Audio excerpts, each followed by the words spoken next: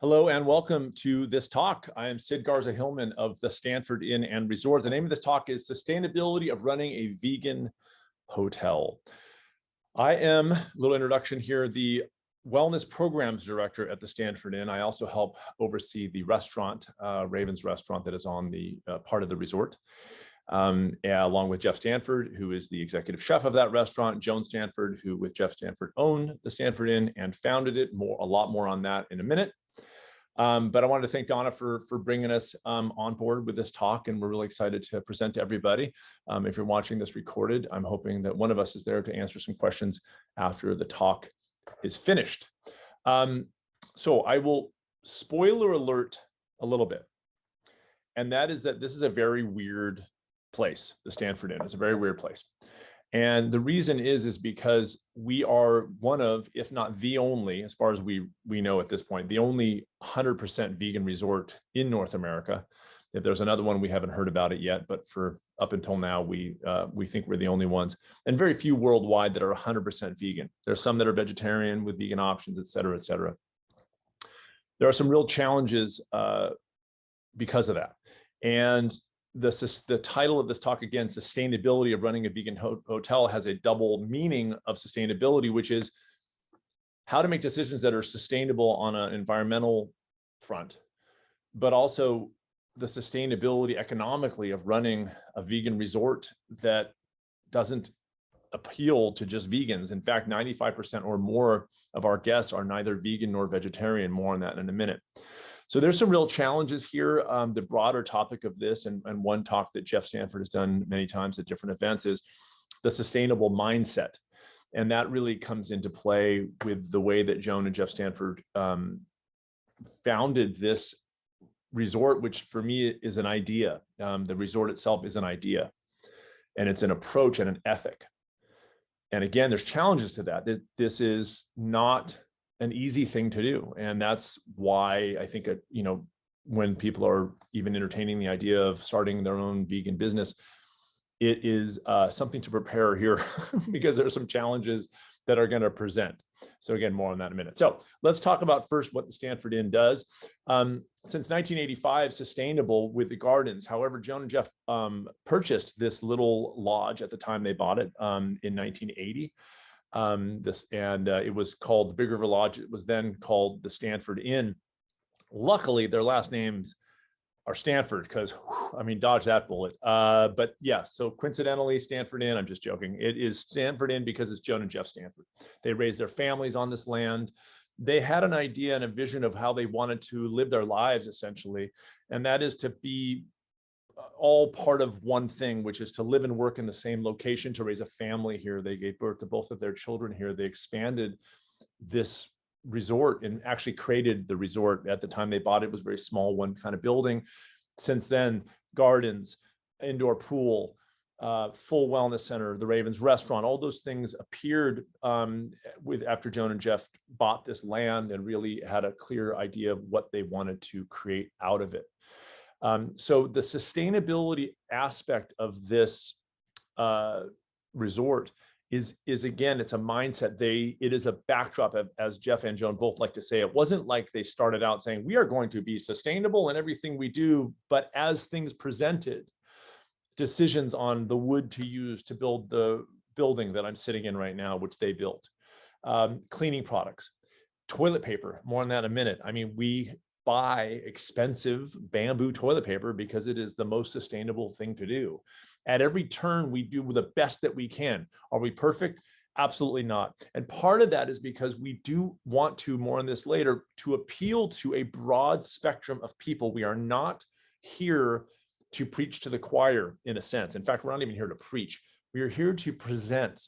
And because of that, we're at every turn, we are considering options, saying, thoughtful, what are we going to do here? What's the best option for us? And most of the time, that's the most sustainable option. But again, there's limitations, especially now with COVID and limitations of supply chain, et cetera, et cetera. There's just some limitations with regard to decisions we can do, but we're always sort of doing the best that we can. And it's interesting, just on a vegan front, I've been 100% plant-based vegan for 18 years. Jeff around that same time, Joan too. And Jeff and I've often talked a lot about the sort of the mindset before we were vegan. We were kind of vegan in the sense that we acted on what we knew. Jeff acted on what he knew. And then when he learned more, he continued that move. So, a lot of vegetarians in their minds are doing the best thing, which is I'm giving up meat, I'm vegetarian. But then if and when they find out the damage of dairy and it's no better than meat in most regard, then they might go, okay, oh, I see, here's what's going on. Okay. And then we'll sort of finish the whole ball game and really adopt the ethic fully, as much as based on what we know. So that is a backdrop that has informed this inn long before I was here. I started here in 2006. So I've been here 15 years. Now, I do believe that when I joined this resort, it was the best day for Joan and Jeff, obviously. And they would not even, they're not here to argue that, but they would not argue that. Okay. But that's the mission. The mission is this weird, remember I said the weird place, a weird place, which is a resort that has a sustainability backdrop. Because of that, the cuisine we serve, the food we serve, the products we use, all vegan. But at the same time, balancing that with something that appeals to a broad spectrum of guests.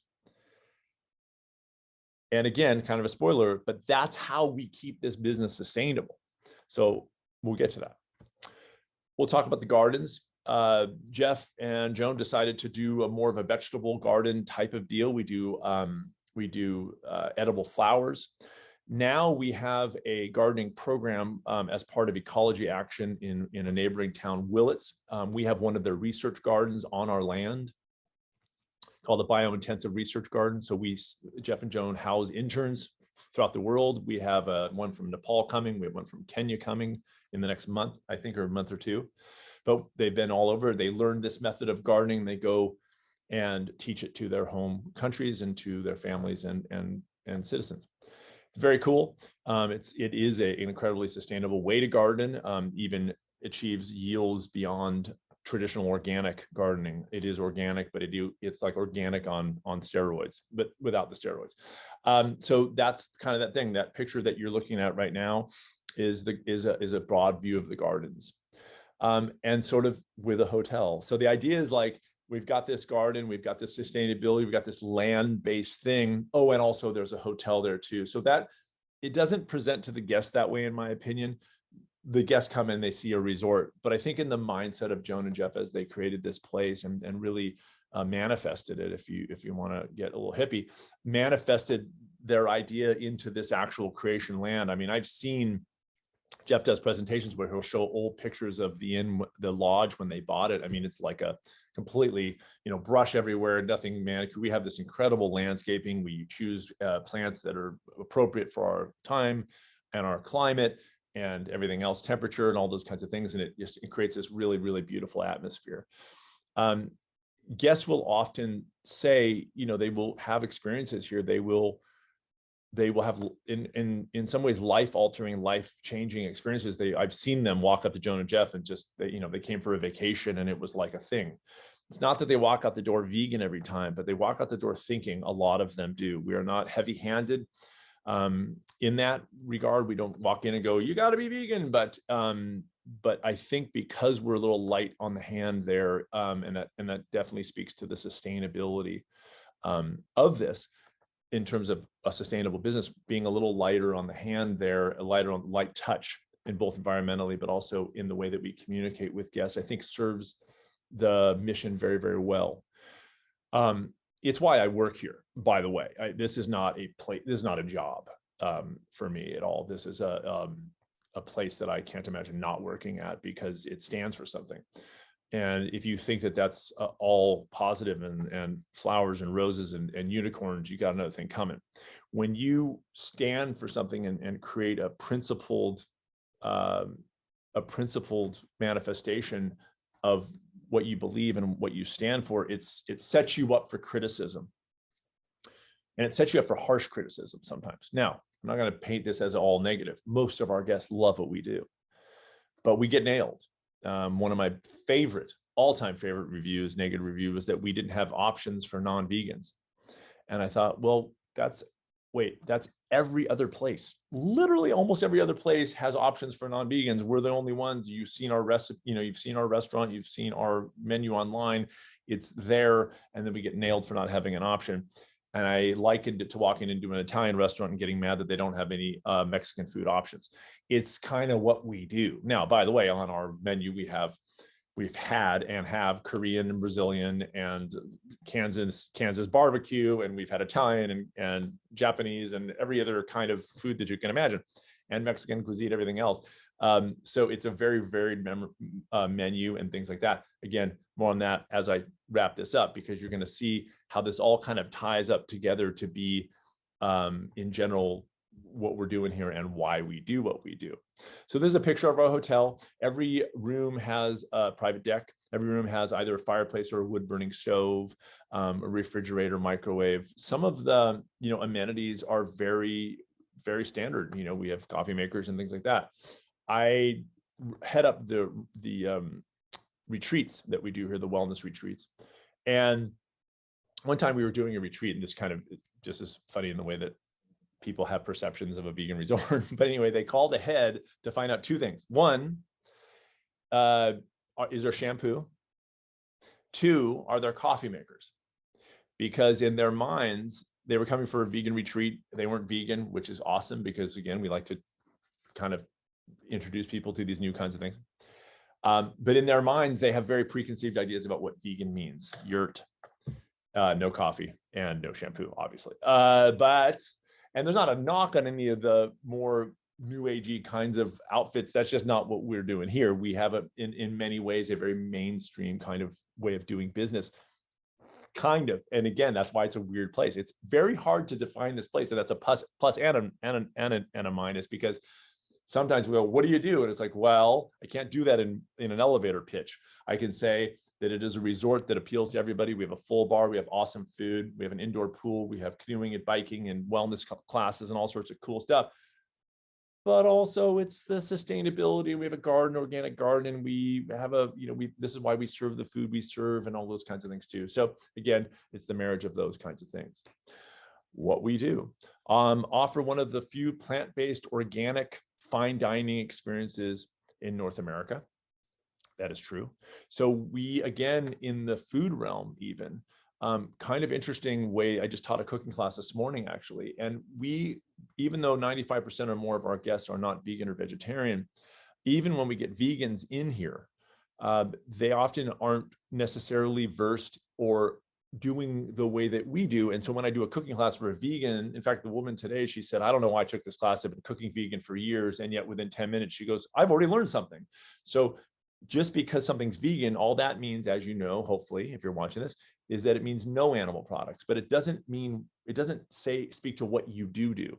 It says, well, here's what we don't do. As a nutritionist, I'm teaching people about nutrition, and they go, well, I knew somebody who was vegan and they were very unhealthy. And I'm like, probably because they were drinking Coke and eating Oreos all day, and you're vegan because of that. So just because you're vegan means you don't do this, but it doesn't speak to what you do actually do.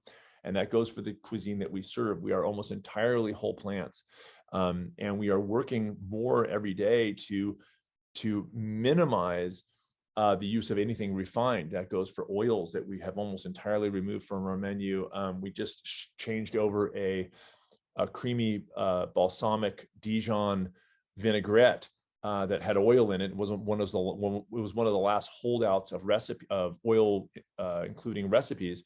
And I went in there with an intern we had, and we substituted some sunflower seeds and did a creamy sunflower seed. Amazing. So again, less oil or no oil in that sense. Our Caesar salad dressing, no oil. We have removed at many turns the oil. Same thing with white flour, very little. Now we've got some scones in the morning, and we have muffins in the morning that have some refined flours. Again, we are balancing an accessibility issue. We are balancing presenting to somebody a food that they understand and that brings them in our door to experience what we do here. And so we are fine dining, but we have a whole plant bent for sure. We also have, again, full bar, really nice local wine list. Like we've got some really cool stuff going on here. We do not use herbicides or pesticides. We converted, and by we, I mean not me, converted all 10 acres to sustainable and organic gardening and landscaping, end quote. I don't know why there's a quote there. That was a typo. But whoever said it, genius. Compost all food and organic waste, which we recycle in our gardens, virtually eliminating the use of outside fertilizers. That's true. So even in our biointensive gardening garden, when it started, they used on purpose the worst soil that we had on the land. They brought in some outside soils and compost things to start it. That was the last time. Then it's been years. They now grow and create their own compost and soil. They are actually creating topsoil, unlike every other gardening method almost that is eroding topsoil. The biointensive method is growing it. That's in our research garden and in our main Big River gardens. We have the main gardens that you saw a picture of. We are utilizing this method of growing that is under the radar. People kind of walk through. It's beautiful. We made it look beautiful. It's aesthetically pleasing, our main garden. But what they don't know is that there are very conscious and research guided moves to be made in that garden to sustain, again, the ethic of how Joan and Jeff and now myself want to do with this in what we're doing. We're trying to sustain this kind of ethic. So more on that. Full service wellness center. Now, what's interesting I think about the wellness center is that our definition of wellness is broad, and people again come in the door with certain ideas. Wellness, okay, well that's spa and yoga, which is cool. And I didn't even put yoga on here. We have yoga, tai chi, meditation also, but plant-based cooking classes, nutrition, okay, fine. But creative play shops. Joan Stanford is a registered art therapist, and she does these incredible creative play shops. They're not art therapy sessions. She wrote a book called The Art of Play, and that is definitely an embodiment of her style, which is to introduce people back, reintroduce them to their creative, their childlike, what's in us still, to get your hands into stuff. Her creative play shops are full of every kind of art supply, from magazines for collages to crayons to colored pens and pencils and everything. I can't even, it's like a mad scientist place. It's the coolest thing ever. And people come out rejuvenated, refreshed. They create these things. They do some writing on them. Joan guides this kind of thing. We call them play shops because it literally is a way for guests to get playful again, to re-find that thing in them, to spark, to find that joy. We count that as wellness. That is a part of wellness. Next, gardening classes. Getting people's hands in the dirt. We get people from cities that haven't touched soil. They haven't spent the time in nature. I know that forest bathing is all the thing. We call it, what do we call it? Yeah, hiking. But again, getting out in nature. We are, in a very small town, in a very small populated county, and there's a lot of room to be with nature, to exist in nature. And actually I'm going to use the hippie term again. I'm sorry, vibe of the Stanford Inn is very much a natural, in the way that the wood and the gardens and the landscaping, it is right away an entry into a connection with nature, or what Jeff and John like to say, a reconnection with nature. Really coming back into that field, how we feel when we're in nature. And we're on the corner of a river, the Big River, and the Pacific Ocean. We're right across Highway 1 from the Pacific Ocean. So people can, within literally a minute drive or minute and a half tops, get to the beach, get to a river, get to the ocean, get to hiking trails. The town of Mendocino itself, the village, is on a little peninsula that has cliffs around with trails that I run often. It's absolutely breathtaking. So there's a connection there. We think that is part of wellness as much as anything else. We have mushroom exploration and nature walks, guided hikes that I do myself, but we have a mushroom specialist, a mycologist, who takes people out. She's studied under somebody who founded this program here named Ryan Snow. She studied under him for years. He passed away. But she takes people out on mushroom exploration walks, pointing out the 1,000 different species or more on this coast, many edible. And when it's not mushroom season, she takes people out on nature walks. Again, guided, people feel safe. because they feel they can really experience nature without worrying, did I get lost? And so it's really kind of a weight off the shoulders kind of thing. And then we have the very obvious, more obvious for most people, spa services, massage and facials, a full menu of those kinds of things. Indoor pool, very cool. One of the only indoor pools on the coast, totally beautiful and awesome. But we also have a canoeing and biking department. We call it Catch a Canoe and Bicycles too, but it's the resort. It's part of the resort. So we have a name for it because it caters to locals, but internally it's sort of our canoeing department kind of thing. So again, like our restaurant, it's called Raven's Restaurant because people from outside the resort come to eat there, but it's this resort's restaurant. So the resort itself is a true resort. It has multiple experiences and activities to do all with under this one roof.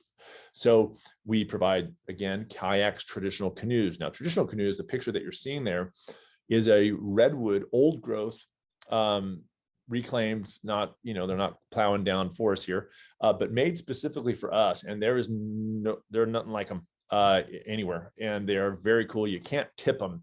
Or I guess if you really tried, like if it was your intent to tip them, then I'd have to go like, good for you. But for generally speaking, you can't tip it. The person in the back has a little rudder. So everybody paddling can paddle on whatever side they feel comfortable. And the person in the back gives a nice gentle steer to it. And they go up the big river and back down. Incredibly beautiful. Again, otters and harbor seals and all sorts of wildlife, birds and things like that they can just tool along. They have kayaks and they have paddle boards too, but for most people, it's getting into canoe that is very stable, very easy at all ages. We have ones that have platforms for dogs. We're pet friendly. And by pet friendly, I mean, not just dogs. We have dogs, cats, pigs. They've had turtles and iguanas, and also Jen and Jeff have seen it all. But on the canoes, they have platforms for dogs. And so you'll often see guests paddling on the river with their dog, and it's very cool and very awesome, and they're having a great time. It's very relaxed. It's not like huffing on the white water rapids. It's a gentle, nice, gentle thing, unless you're going against the tide, which they guide you to not do. I did it one time when I was working with a long-term guest who was here for a lot of wellness experiences. And I said, you know what, let's get out on a canoe today and I'll do some nutrition talking while we're on a canoe. She was in the front. I didn't pick the time well. I got more exercise coming back on that canoe. I lost 17 pounds and thought that I was going to die on the big river because I did not know if I would be able to make it back. She was up there kind of relaxing and I was doing the work in the back. And provide mountain bikes to explore Mendocino's trails and back roads. Use of mountain bikes is included in the stay, as is a full made-to-order organic breakfast, made-to-order off the menu, full deal, not a buffet, not a continental, like sit down, you got the menu, you got juices, and you've got muffins and scones, and you have, incredible portobello Florentine, and you have breakfast burritos, and you have tofu scrambles, and you have all this amazing stuff. It's a very varied menu on purpose. When Joan and Jeff began, they were predominantly vegetarian. Again, their own trek. When they became vegan, then it was like, okay, we got to get this done. I came in 2006. All of us sort of talked, and in 2007, the dinner service became 100% vegan. Then we began transitioning the morning. The morning was a lot harder because people love their half and half and they love their eggs. So we moved pretty quickly to eggs on request, thereby minimizing and not having the presence of it on the menu. In 2011, we took it all away. We got some blowback. There's no doubt about it. A couple favorite stories about that is a guy came in, had our Florentine, which has a hollandaise sauce. And he said, this is amazing hollandaise. You will never be able to make it this good once you go vegan. And he had already had that vegan one because we had already made it vegan, won that round. Lost a round of a local who would come in every week for a scone, who found out we were vegan and never came back, never even tried the scone, just was angry on principle that scone, which we think is better. Jeff said the plant-based fat that we use now, the earth balance that we have, is actually better than the dairy butter that he used to have, that they used to do it with. He says the scones are better than they were when they were not vegan. So another kind of cool thing, and people love our scones. We developed energy conservation programs beginning in 1980 for heating, lighting, and laundry, provide a nurturing work experience for students, and sponsor community art, theater, and athletic events and programs. More on the athletic events in a second. We have an environmental field school, environmental leadership field school. We have college students from around the country who Joan and Jeff house. They cover all the expenses, food, books, everything. There's not a penny out of the students' pockets. We teach them cooking, we teach them nutrition, we teach them sustainable entrepreneurship, we teach them gardening, we teach them creative pursuits. We are involving them in this idea, and we love when students come who have no background in sustainability or environmentability. Sometimes they are environmental sciences majors, but sometimes they're not. And we love it when they're just English majors, or they might become a lawyer. What we're trying to communicate is, and again, that ethic that they can take into whatever area they end up pursuing as a career. So it's almost more exciting for us when they're not environmental science majors, because we think they can sort of make headway and connect with more people in more different areas. So that's the work experience for students. And Joan and Jeff, again, in the community, if you're wondering if I'm off topic, I am so not off topic. The sustainability of running a vegan resort is part of this message, which is that they are involved in the community. They are not exclusionary. They don't go, you can't put your art up here unless you're 100% vegan. They are supporting local artists. Jeff was on the president of the board of the Art Center. That's a vibrant little art community in town for years. They are involved. They sponsor students. They have been very involved in community, sponsoring sports teams and all sorts of things over the years, been very much engaged in the community. I think that has been a very huge part of the success of this endeavor. Okay.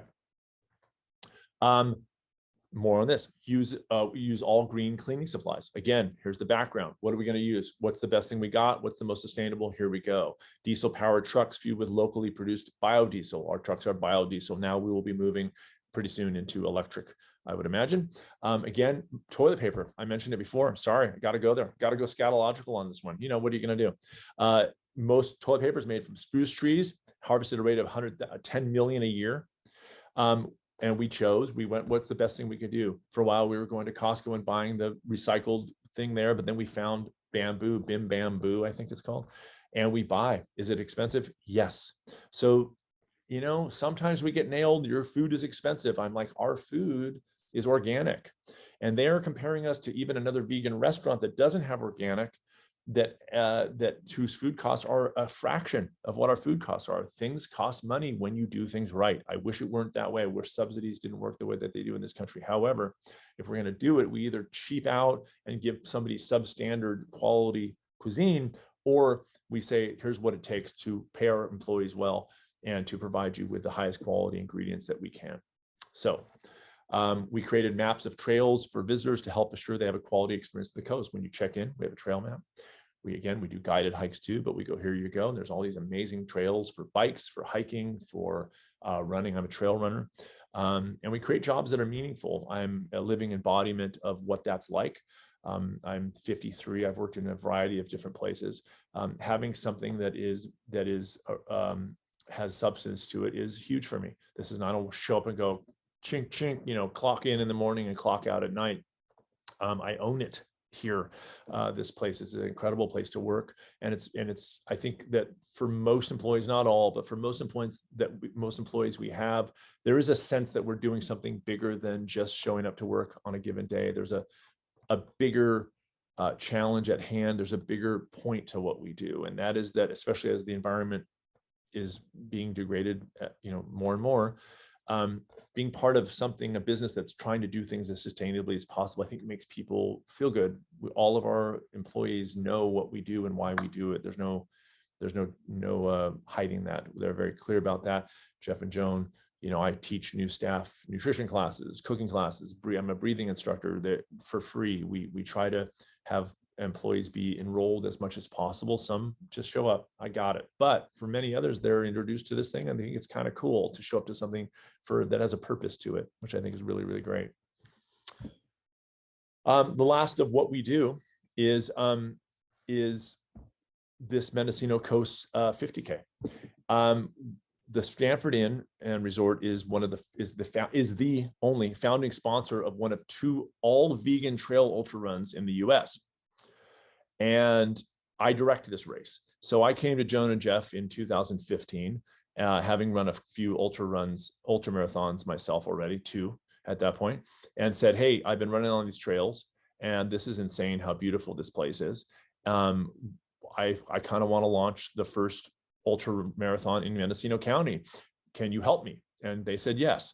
There's been a few times they've said yes to me, like going back to school and becoming a nutritionist was another thing they said yes about. So that's been kind of cool.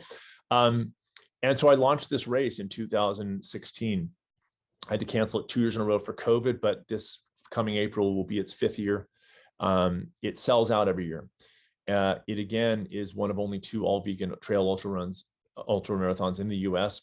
It is 100% vegan, as I just said. However, like the Stanford Inn, it's not. The other race, I think, is called Vegan Power Ultra or something, and that's fine. I got it.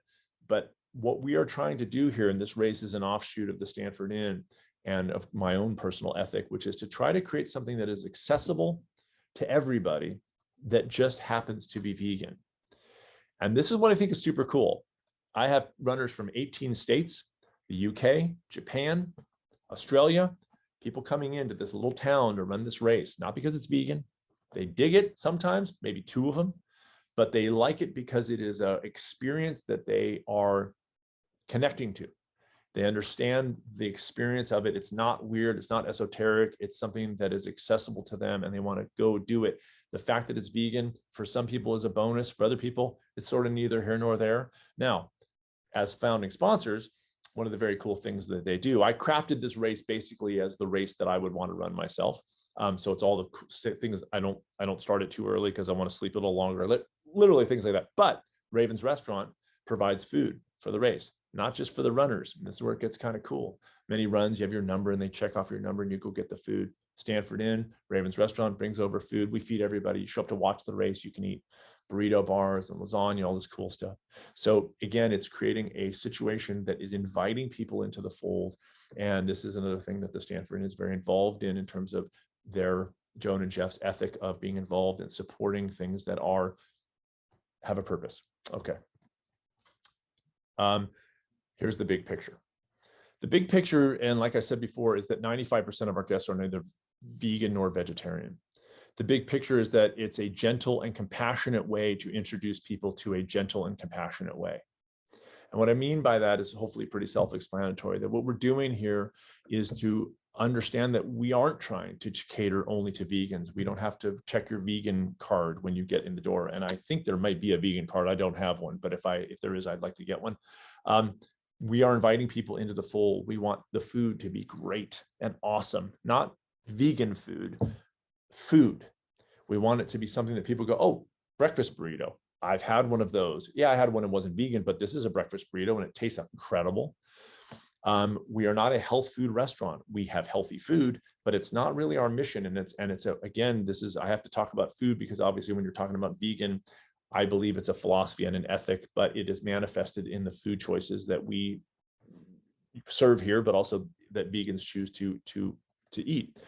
And so we are crafting menu items that don't use fake meats and cheeses, that are house-made. And there's some things like our sea palm strudel that is very much our Mendocino kind of style. And that's a little bit harder for people to wrap their heads around. So we also have things that are pretty totally accessible, enchiladas and raviolis and things that people go, oh yes, I understand what that is. In the morning, we have French toast and we have pancakes and waffles. Well, French toast is coming back, but anyways, and we have muffins and scones, but we also have garden scrambles, like I said, and some Mexican breakfast and too, things that are accessible to people. We are introducing people to the idea that you can live this way and do it in a way that is sustainable. You can have fun with this. That's the idea here, is that you can do things right here. Present veganism as an attunement with nature, a way to save the planet. If we can, and again, the next one, non-threatening and enjoyable. Outdoor activities, the garden, how to grow your own food, recreation, opening minds, even for people that are a little bit older, that have kind of been set in their ways, come here and they go, hey, this is, do a creative play shop, and all of a sudden the kid in them awakens and they really have a life changing experience. Again, they don't walk out the door necessarily vegan, but they come back a year later and go, God, I've been eating almost entirely vegan. And it was such a great thing that I hear this all the time. I started my trek to veganism after my stay at the Stanford Inn. That is cool. And that's the reason is because what I say in the next line, which is a way to see the whole picture of veganism that's really not about food, is an ethic manifested in food. This resort is an ethic manifested in the way that Joan and Jeff make decisions about how to run this business. And as I learn more about it for myself as well. Again, a resort experience without harm to the planet. That's the trek. That is the challenge here. So when you're talking about the sustainability, of running a vegan hotel, that's what this is. The sustainability of running a vegan hotel is trying to make the vegan part sort of a, oh yeah, and also it's vegan. The resort experience is something that we want to do, but we want to do it in a very sustainable way, obviously. So when that person called and said, do you guys have shampoo? That's because people walk in this door with an idea. They think they're going to get a plate of sprouts with a brick of tofu on it that has no flavor.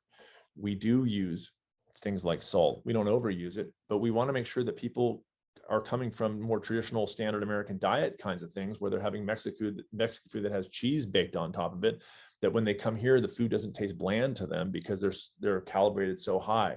So we have these things in mind. Our portion sizes are substantial. Sometimes vegans come in, they go, too much food.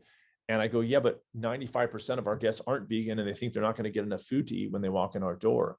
So it is understanding the sustainability of this, is understanding that there are things that we do and every day that we do to make this place fun and about joy and about showing up to work and having a purpose to change the world, even if it's in a small way, to make it a better place. When people come here to stay and they leave here with an experience that has broadened their minds, I think the whole earth wins on that level. And so I now come to full force. You can see the cars behind me. And that's it for my talk. So I really wanted to thank everybody for coming to this talk. Again, if I'm here, you will see me live or Jeff live to answer some questions. But in the very least, I hope that you enjoyed what you heard here. And again, like I said, when I first started here, this is a weird place. It's a very weird place. We're not a health food restaurant, but we serve healthy food. We're not a mainstream, but we kind of are, but we're vegan also. So we're kind of on treading water. You know, we're kind of not, we're like straddling, we're on the fence. I'll put it that way. It's a better metaphor. We're kind of on the fence here. And we're sort of going like this the whole time. And we try to be as adaptable and versatile as much as possible to be able to communicate with a wide variety of guests that come stay with us and have an experience with us. So anyway, that's it. Thank you, everybody. I really appreciate your time. Hope you enjoyed. Bye.